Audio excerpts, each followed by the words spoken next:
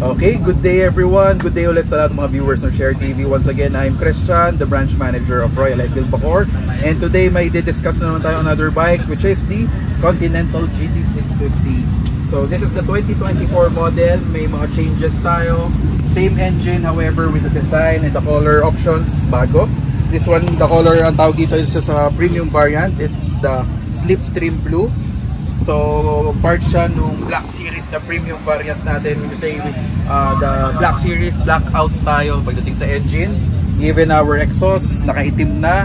And also our pagdating sa gulong naman, yung mags niya naka-alloy wheels na siya compared before na naka-spoke. However, sa mga ibang hindi nila trip yung alloy wheels, huwag kayong malulungkot dahil meron pa rin 2024 model na naka-spoke pa rin. So ito lang, kung more on kung gusto mo na naka-tubeless ka, get this one. However, if you want medyo classic pa rin yung design, meron pa rin tayo ng spoke wheels na naka-tube type.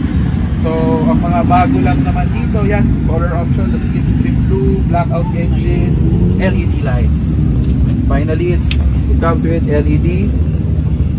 So yan, pag doon mo malaman na 2024 model na yung 650 mo, pag ganito yung headlight, mapa Interceptor, mapa Continental GT, mapa Super Meteor 650. And also for the gauge, pareho lang naman tayo. Very simple, very straightforward. Analog tachometer, analog speedometer. Ang digital lang dyan is the fuel gauge, the odometer, trip A, that's it. Very straightforward. Even gear indicator, wala rin tayong gear indicator. Neutral indicator lang makikita mo dyan. And isa sa mga bago rin, yung nabanggit ko last time with the Super Meteor, it comes with the aluminum switch cube. So rotary type na siya na may hazard switch. So yan, so isa yan sa bago na makikita mo. Even the grip with the may nakasulat ng Royal Enfield, and much comfortable na grip siya compared sa mga nauna. And also yung mga levers natin adjustable na rin, new design. So yan, isa pa yan. And also maganda naman dito sa amin dahil medyo ano tayo sa classic design, pero hindi natin mapipigilan na sumabay sa innovation sa technology natin. Meron tayong USB port na nakatago. So when it comes to mga ganyan, mga USB port accessories, tinago namin para hindi masira yung design. That's how we design the bike kung classic siya. So ano pa ba nga bang bago dito? Yung upuan, kung makikita nyo sa mga older model, same look siya pero mas comfortable to. You have to try it kung meron kang, kung nakatry mo na yung mga Continental GT before, ayun, tingin mo medyo hindi komportable at merong, katulad yan yung sabi ni Sir Zach, merong Ibit B syndrome, wala siyang gano'n, wala nang gano'n. So mas improve na siya ngayon compared to sa dati. So ayun lang naman, yung engine niya same pa rin naman tayo. It's a 650 fuel injected, oil cooled, 4-stroke parallel twin engine that comes with 47 horsepower and 52 Newton meter of torque. So yan, so pagdating sa 650, yung if you're looking for power, andito naman yung more than enough na kailangan mo on the road. However, kung mga performance talaga gusto mo pagdating sa 650 compared to other brands, medyo hindi ganun kalakasan tong amin. Pero yung kailangan mong power ando na, enough power to bring you home, to bring you home safely with your family. So yan, so yun yung maganda dito sa ano natin sa Royal Enfield. So more on straightforward, wala masyadong electronics, no power, no driving modes or anything, cable type, so lahat very basic. So when it comes to maintenance, less technology, less problem. So yun yung maganda. So once again, ladies and gentlemen, this is the 2024 Continental GT650. And sound check ba? Sound check. Bago mo pa ako pakantahin. Okay.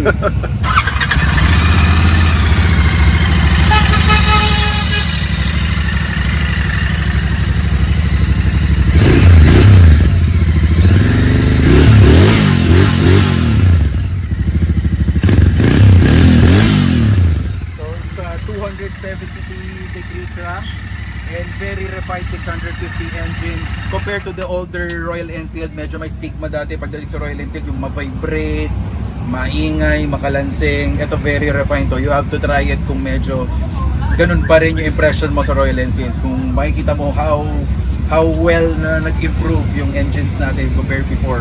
Although may mga tao pa rin na naghahanap ng ganung mga engine, yung mga luma, because pagdating sa mga ganun na may mga ganung ingay, ganung kalansing, it brings out the character of the bike. So maraming may gusto pa rin nun. So pero kailangan din natin mag-move forward. So kaya dito yung 650 natin. Alright, once again, thank you for watching Share TV. Manood lang kayo na manood, and sa mga gustong bumisita sa amin, we're located at Royal Enfield Bacoor. Today, andito lang kami ngayon sa Pampanga for an event for 2 days. Pero kami, located talaga kami sa Cavite. However, kung medyo malayo kayo sa Cavite, feel free to contact us. We have a partner hauler that can deliver the bike to your doorstep. So, message lang. Once again, I'm Christian Daniel. I'm the branch manager of Royal Enfield Bacoor. My contact number is 0968-415-9552. Once again, 0968-415-9552. Once again, thank you. Maraming salamat. And see you on the road.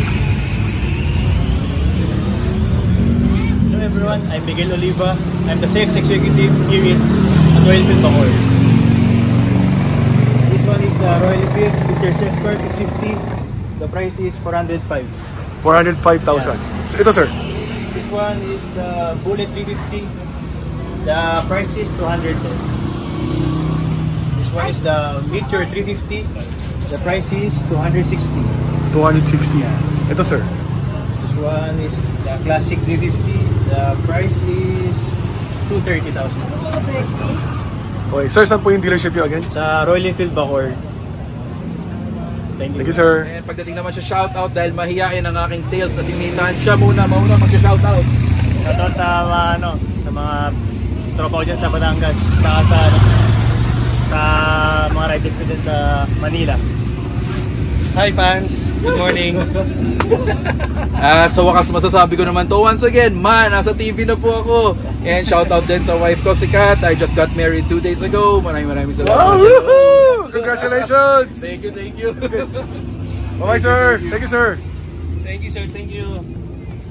Thank you.